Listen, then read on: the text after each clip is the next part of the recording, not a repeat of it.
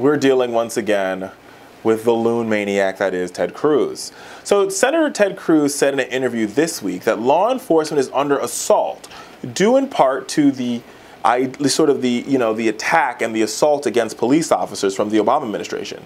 Cruz's comments came after he was asked about the murder of the Texas sheriff officer deputy Goforth, who was shot 15 times at close range in the suburban Houston gas station last week, Friday.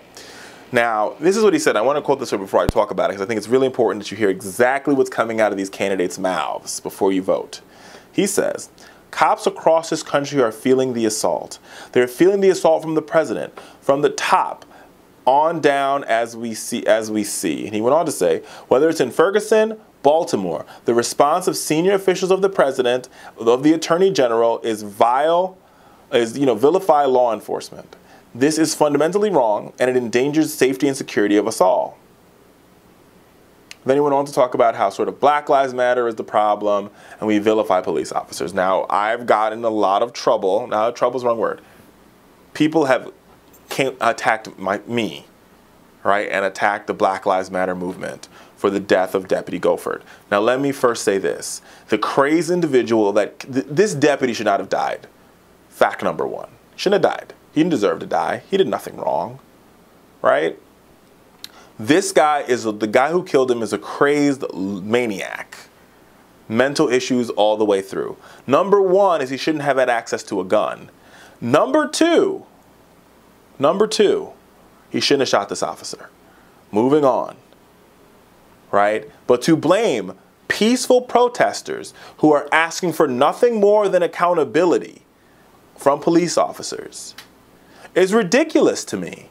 And then to say that the Black Lives Matter movement is a hate group, all this rhetoric that you're hearing from folks, it just seems to be preposterous that a group that is nonviolent, all they're asking for is for more police accountability, body cameras, right? The ending of mass incarceration, the ending of police militarization. How is that in any way attributed to a hate group? What the KKK is asking for is extermination of African Americans.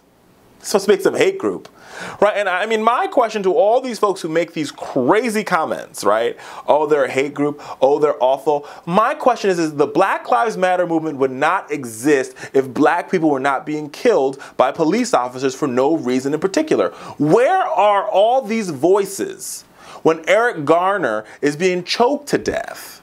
Where are all these people talking about, oh, we need the Constitution, this, that, and the third, when Tamar Rice was doing nothing more than playing around with a toy gun and he was shot in the face? What happened to the right to bear arms then?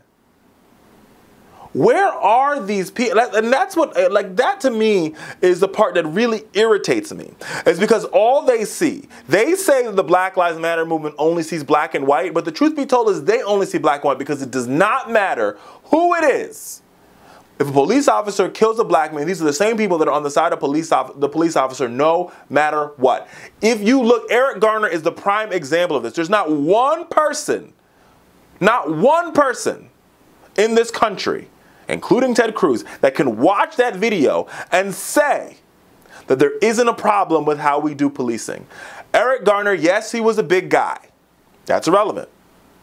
Eric Garner was doing the same thing that Donald Trump does, engaging in capitalism, finding a niche market. He was selling single cigarettes because a lot of people don't want to buy the whole pack.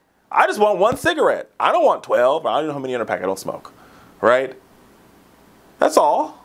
He was selling loose cigarettes. Whether or not selling loose cigarettes is a crime is irrelevant.